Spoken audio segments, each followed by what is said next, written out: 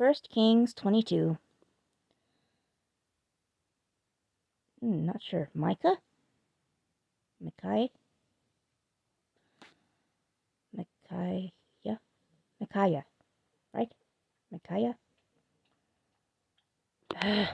I'm not sure, guys. That's a new one on me. I'll just call him Micaiah. For the next 2 years there was peace between Israel and Aram. Then, during the 3rd year, King Jehoshaphat of Judah went to visit King Ahab of Israel. Ahab asked his officials, "Remember when the king of Aram took Ramoth Gilead from us?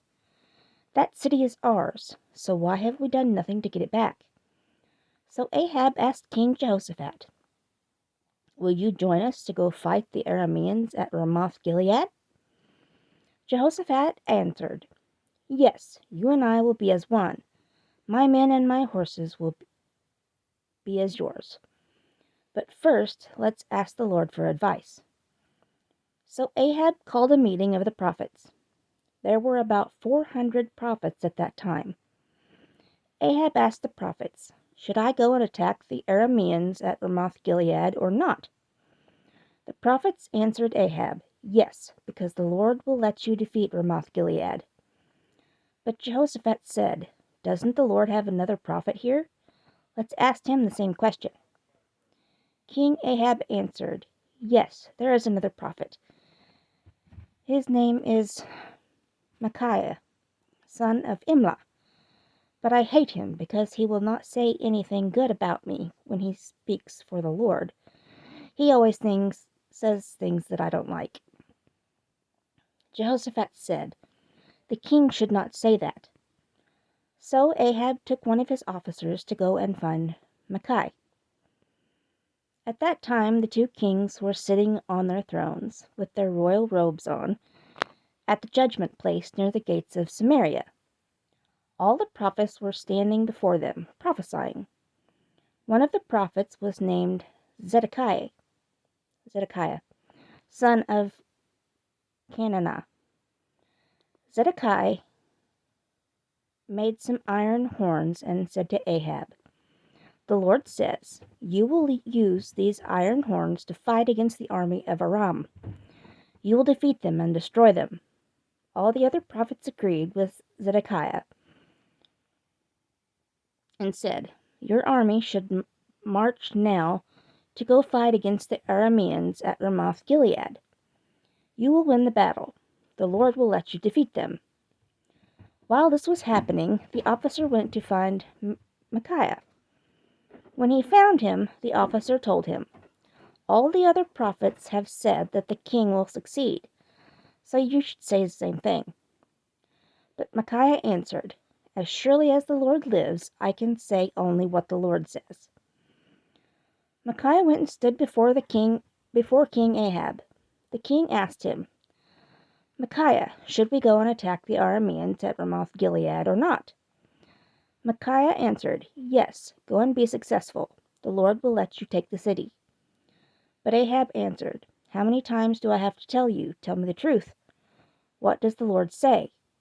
So Micaiah answered, "I can see the army of Israel scattered all over the hills, like sheep with no one to lead them. This is what the Lord says. These men have no leaders. Let them go home in peace." Then Ahab said to Jehoshaphat, "See, I told you, this prophet never says anything good about me. He always says something bad." But Micaiah said, "Listen to this message from the Lord. I saw the Lord sitting on his throne. All of heaven's army was standing around him, some on his left side and some on his right side.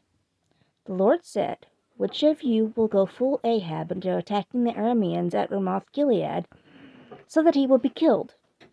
The angels discussed many different plans. Then a spirit went and stood before the Lord and said, 'I will fool him.' The Lord asked, 'How will you do it?' The spirit answered, 'I will go to Ahab's prophets and cause them to tell lies.' So the Lord said, 'Yes, that will fool Ahab. Go out and do that.' So that is what happened here. The Lord made your prophets lie to you. The Lord himself decided to bring this disaster to you." Then the prophet Zedekiah went to Micaiah and hit him on the face. Zedekiah said, "How is it that the Spirit of the Lord led me to speak through you?"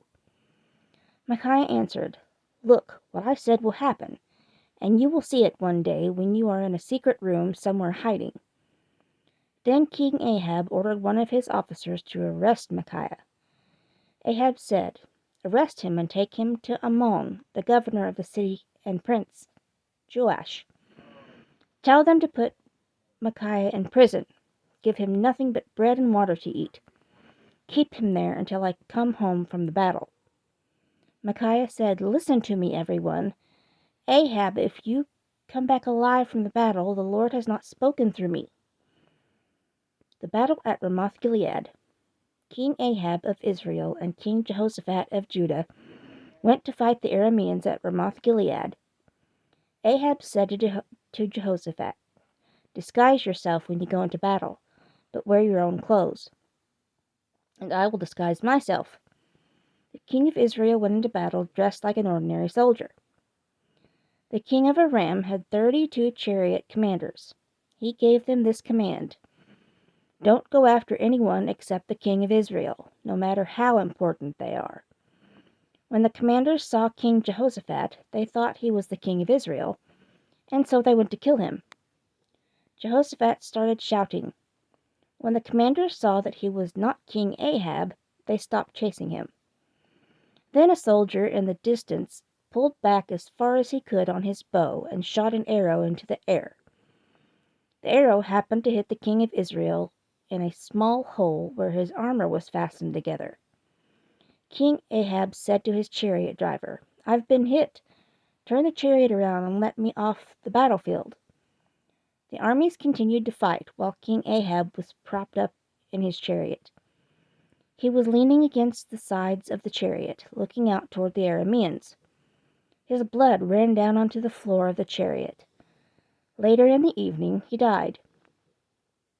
At sunset, all the Israelites cheered when they were told to go home. So they all went back to their hometowns. And that is how King Ahab died. Some men carried his body to Samaria and buried him there. They took his chariot to the large pool in Samaria to clean it. The dogs licked up Ahab's blood while the prostitutes washed the chariot. This happened just as the Lord said it would. The rest of what King Ahab did during the time he ruled is written in the book, The History of the Kings of Israel. That book tells about all the cities he built and about all the ivory that he used to decorate his palace. Ahab died and was buried with his ancestors. His son, Ahaziah, became the next king after him. Summary of Jehoshaphat's rule. Jehoshaphat, son of Asa, became the king of Judah in Ahab's 4th year as king of Israel. Jehoshaphat was 35 years old when he became king, and he ruled in Jerusalem for 25 years. His mother was Azubah, the daughter of Shilihi. Like his father Asa, Jehoshaphat was good and did everything that the Lord wanted, but he did not destroy the high places. The people continued offering sacrifices and burning incense there. Jehoshaphat made a peace agreement with the king of Israel. Jehoshaphat was very brave and fought many wars. The rest of what he did is written in the book, The History of the Kings of Judah. Jehoshaphat forced all the men and women who sold their bodies for sex to leave the places of worship. They had served in these places of worship while his father Asa was king. In those days, Edom did not have a king. It was ruled by a governor who was chosen by the king of Judah. King Jehoshaphat built some cargo ships. He wanted the ships to sail to Ophir for gold, but they never went there. They were destroyed in their home port at Ezion-Geber. Then King Ahaziah of Israel offered to put some of his own sailors with Jehoshaphat's men on the ships, but Jehoshaphat refused to accept his help. Jehoshaphat died and was buried with his ancestors in the city of David. Then his son Jehoram became the next king.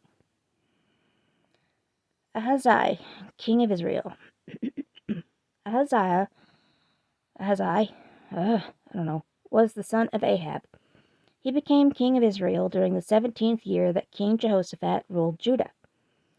Ahaziah ruled in Samaria for 2 years. He sinned against the Lord, just as his parents Ahab and Jezebel did. He caused Israel to sin, just as Jeroboam, son of Nebat, did. Ahaziah served the false god Baal and worshipped him, just as his father did before him. He did all the things that his father did to make the Lord, the God of Israel, angry.